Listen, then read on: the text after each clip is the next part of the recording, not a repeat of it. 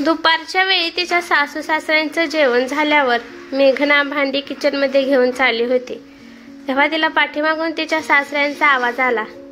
सुनबाई, आजचं जेवण खूप छान झालं होतं, पोटाबरोबर मन सुद्धा आज भरलं आहे। जर एवढ्या चांगल्या जेवणानंतर मला तू काल बनवलेले 2 गुलाबजामुन दिले तर खूपच मज्जा येईल। हे ऐकल्यानंतर मेघना रागातच किचनमध्ये गेली आणि रागात तिने गुलाबजामुनचा डब्बा आपल्या सासऱ्यांच्या पुढे डायनिंग टेबलावर मोठ्याने आदळला। तरी पण सासरे तिला काही सुद्धा म्हणाले नाही आणि त्यानंतर मेघना तिच्या बेडरूममध्ये जाऊन बसली। या घरात मला काय समजलं आहे, मी तर या घरात सगळ्यांसाठी एक मोलकरीण आहे, शेवटी मी पण माणूस आहे असा विचार करता करता मेघनाला तिच्या मैत्रिणीचं बोलणं आठवू लागलं। म्हणजे आजचीच गोष्ट आहे। आज सकाळी मेघनाची मैत्रीण प्रीती आली होती। प्रीती सासू सासऱ्यांपासून वेगळी राहत होती। एवढेच नाही तर नवऱ्यासोबत भांडण करून सुद्धा प्रीती वेगळं राहत होती आणि एक मोठ्या कंपनीमध्ये प्रीती काम करत होती। तिच्या म्हणण्यानुसार ती खूप परफेक्ट आयुष्य जगत आहे। ज्यावेळी प्रीती मेघनाला भेटायला आली होती तेव्हा सकाळचे 10 वाजले असतील आणि अर्थातच त्यावेळेस घरातल्यांचा नाश्त्याचा टायमिंग होता। त्यामुळे मेघना सगळ्यांसाठी खूप पटापटा नाश्ता चहा वगैरे बनवत होती आणि सगळ्यांना प्रेमाने देत पण होती। मेघना आपल्या मैत्रिणीसोबत काही वेळ घालवण्यासाठी तिने पटपट किचनमधलं काम केलं आणि चहा आणि नाश्ता घेऊन प्रीतीपाशी येऊन बसली। तर मग प्रीती, कसं चालू आहे तुझ्या ऑफिसमधलं काम? सगळं व्यवस्थित आहे ना? तेव्हा प्रीती तोंड वाकडं करत मेघनाला म्हणाली की अगं मी नंतर सांगते, आधी तुझं सांग मला। अगं मेघना, तुला कळत नाही का तुझ्यासोबत जे घडत आहे ते चुकीचं आहे? प्रीतीचं बोलणं मेघनाला काही समजलं नाही। मेघना, तू काय म्हणत आहे मला काही समजत नाही, प्लीज मला समजेल असं स्पष्ट शब्दात सांग। अगं मेघना, तू खूप भोळी भाबडी गरीब आहेस, तू चांगल्या परिवारामधून आली आहेस, शिवाय शिक्षण पण चांगलं झालं आहे, तरी पण तू सासरच्यांची मोलकरीण का बनली आहेस? तेव्हा मेघना आश्चर्यचकित झाली आणि म्हणाली की अगं प्रीती, तू हे काय बोलत आहे? मी माझ्या सासरी मोलकरीण कधी बनली आहे?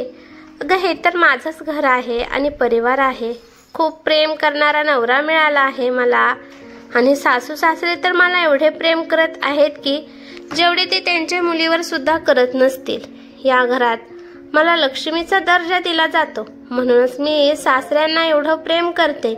अगं मेघना, तुला फक्त या घरातली गृहलक्ष्मी म्हणून तुला मूर्ख बनवलं आहे।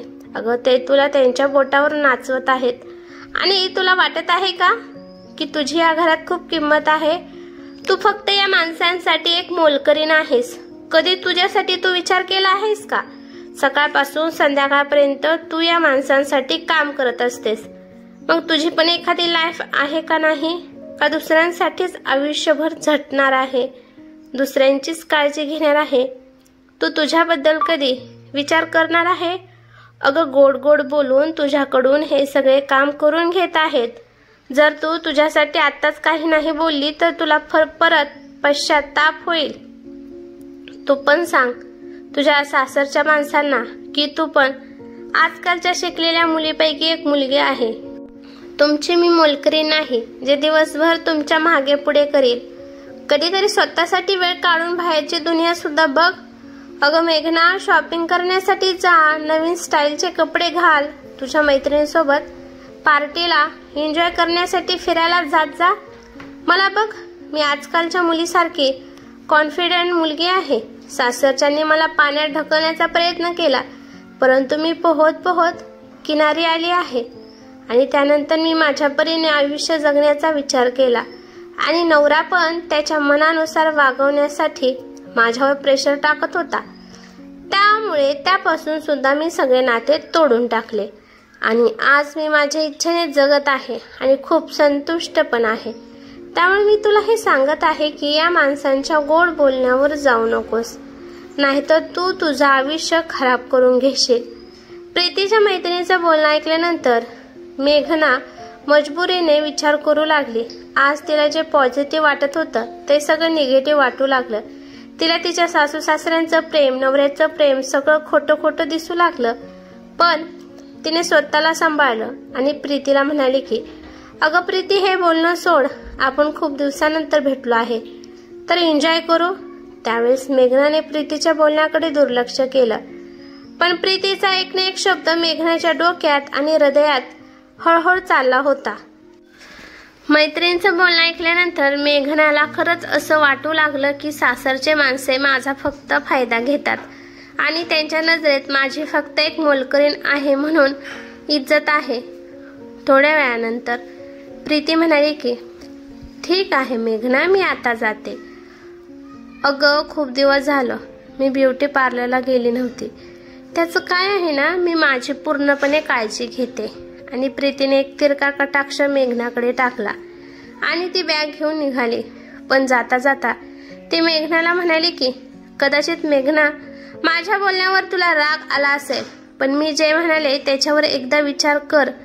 आपल्या मैत्रिणीचं बोलणं ऐकल्यापासून मेघनाच्या स्वभावात बदल झाला होता.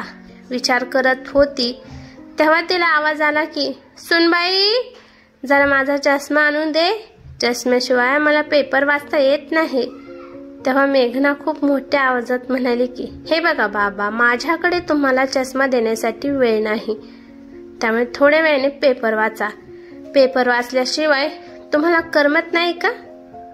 आपल्या सुनाकडून असं उत्तर येईल असं जतीनरावांना कधीच वाटलं नव्हतं, कारण नेहमी मेघना हसत खेळत काम करत होती. तिच्या असल्या वागण्यावर सासूबाई सीताताई पण आश्चर्यचकित झाल्या, पण कोणीच तिला काही म्हणाले नाही. पण थोड्या वेळाने सीताताई मेघनापाशी गेल्या आणि प्रेमाने म्हणाल्या की मेघना बाळा, काय झालं आहे तुला?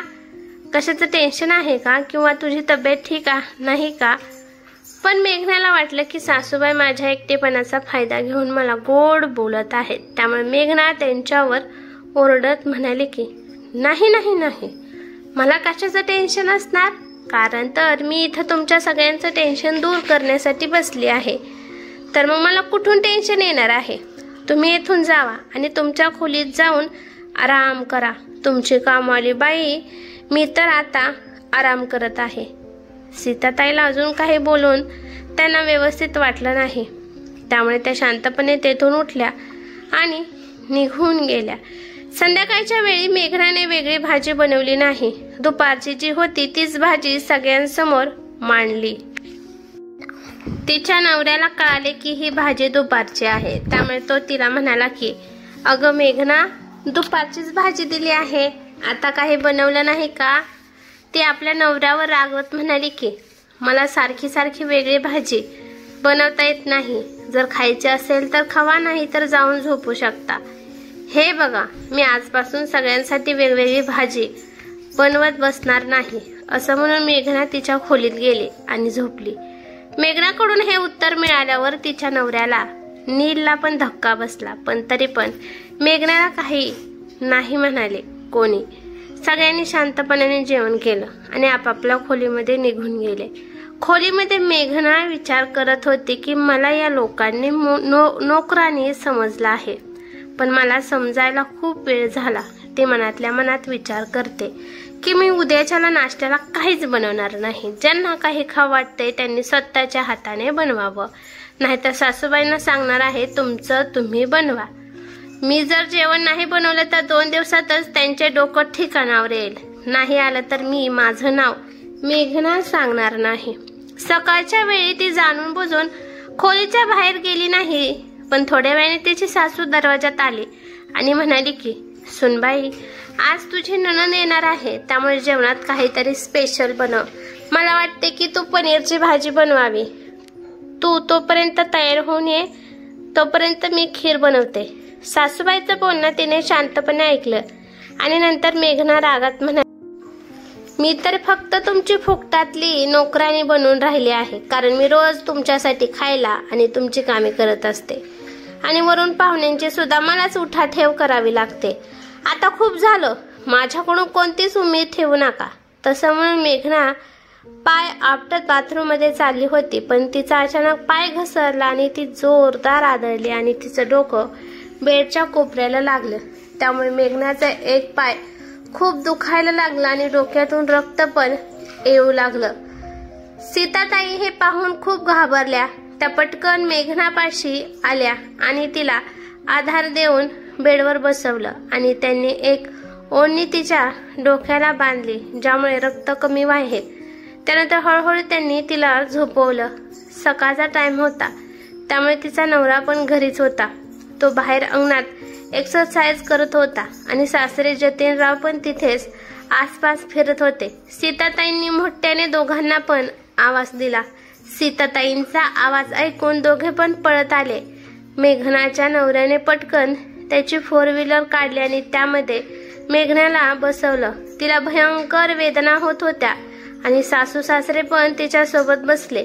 हॉस्पिटलमध्ये गेल्यावर तिच्या पायाचा एक्सरे काढला, तेव्हा कळाले की मेघनाचा एक पाय फ्रॅक्चर झाला आहे। मेघना तिच्या अवस्थेवर रडत होती, तेव्हा मेघनाच्या जवळ तिची सासूबाई आली आणि आपल्या पदराने तिचे डोळे पुसत म्हणाल्या की बाळा का रडत आहे, काही सुद्धा नाही झालं असं म्हणून त्या तिला आधार देत होत्या।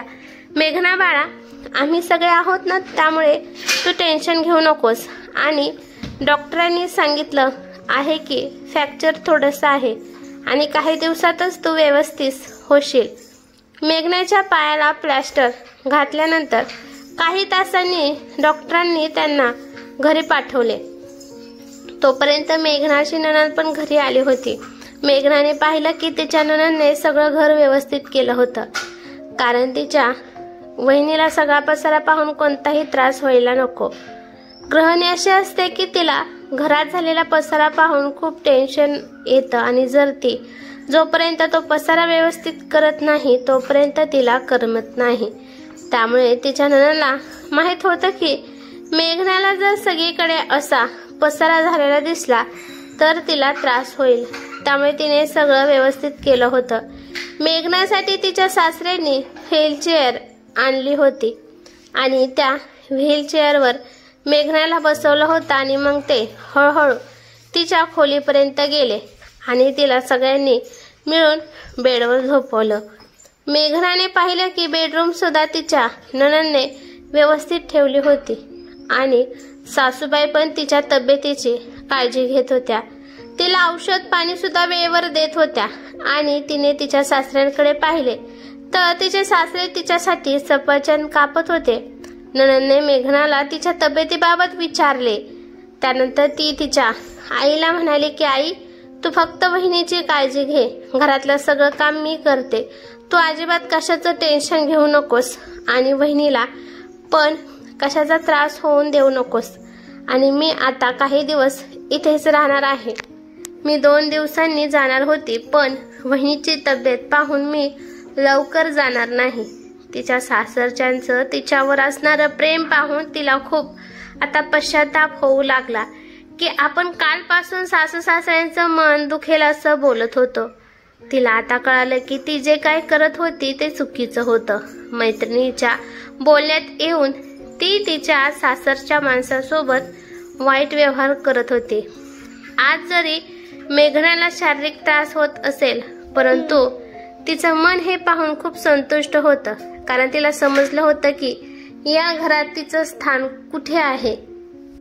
त्यांच्यासाठी मी एक नोकरानी नाही, तर मी त्यांच्यासाठी खरोखरची गृहलक्ष्मी आहे, ज्यामध्ये सासरची मला ऑर्डर सोडत नाही, तर ते सगळे आपलेपणाने मला सगळे काम सांगत होते। ते सगळे माझ्यावर एवढा विश्वास टाकतात की घरातला सगळा व्यवहार माझ्यावर सोपवला आहे। यानंतर मेघनाने असा निश्चय केला होता की आजपासून ती कोणाच्या बोलण्याला भुलून स्वर्गासारख्या घराला तोडण्यासाठी आता प्रयत्न करणार नव्हते। मेघना हा विचार करतच होती तेव्हा तिने पाहिलं की तिचे सासरे तिच्यासाठी एका ताटात जेवण घेऊन आले होते। सासऱ्यांचं वय झालं आहे तरी पण ते आपल्या सुनेची किती काळजी करत आहेत असा विचार मेघना करते। त्यानंतर सासूबाई तिच्यापाशी बसल्या आणि म्हणाल्या की देवाचा आभार आहे की माझ्या सुनेला काही सुद्धा झालं नाही। तुला असं हसताना पाहिल्यावर मला खूप भारी वाटतं, सासूबाई तिच्या डोक्यावरून हात फिरवत म्हणाल्या। त्यानंतर तिची नणंद आली आणि म्हणाली की आई, मी सगळ्यांसाठी कॉफी बनवणार आहे। कॉफीचं नाव काढल्यावर सासरे खूप आनंदित झाले, जसे की ते लहान बाळच आहेत. ते म्हणाले की ठीक आहे बाळा, तू कॉफी बनव. असं पण जेवण झाल्यावर कॉफी प्यायचं खूप मन होत आहे. आणि तेव्हा हसत मेघना म्हणाली की आणि हो ताई, गुलाबजामुन गॅसच्या शेजारी जो डब्बा आहे त्यामध्ये आहेत. आणि हो बाबा, तुम्हाला जेवण झाल्यावर खायला आवडतात ना, तर मग मी तिथे ठेवले आहेत, बिनधास्त तुम्ही खाऊ शकता. तेव्हा सासू हसत म्हणाली की अगं मेघना, तुझ्या सासऱ्यांना फक्त खायचं प्यायचं खूप वेळ आहे. सीताताईच्या बोलण्यावर सगळेच मोठमोठ्याने हसू लागले. थोड्या वेळाने मेघनाच्या फोनवर प्रीतीचा म्हणजेच तिच्या मैत्रिणीचा फोन आला. मेघना म्हणाली की प्रीती, कशामुळे फोन केला आहे? तेव्हा प्रीती म्हणाली अगं मेघना, मला खूप ताप आला आहे. 2 दिवस झालं मी आजारी आहे, परंतु माझ्यापाशी आता कोणी सुद्धा नाही. त्यामुळे विचार केला की तुला बोलावं, म्हणजे तेवढं माझं मन लागेल. तू सांग मेघना, तुझं काय चाललं आहे? तू तुझ्या सासरच्या माणसांचं डोकं ठिकाणावर आणलं का नाही? तेव्हा मेघनाला खूप राग आला, परंतु तिने तिच्या रागाला कंट्रोल केलं आणि म्हणाली की प्रीती, मी खूप चांगली आहे, आनंदी आहे. असं पण प्रीती, मी सुद्धा आजारी आहे. माझा तर एक पाय फ्रॅक्चर झाला आहे, पण मी तुझ्यासारखी एकटी नाही. माझ्यापाशी पूर्ण परिवार आहे. माझ्या सासरचे माझी खूप काळजी घेत आहेत आणि मी असा विचार केला आहे की आजपासून कोणाचंच फालतूक बोलणं ऐकून घ्यायचं नाही. ठीक आहे प्रीती, आता मी फोन ठेवते, कारण का माझी गोड नणंदबाई माझ्यासाठी कॉफी घेऊन आली आहे. आणि हो, तुला कशाची मदत लागत असेल तर नक्की सांग.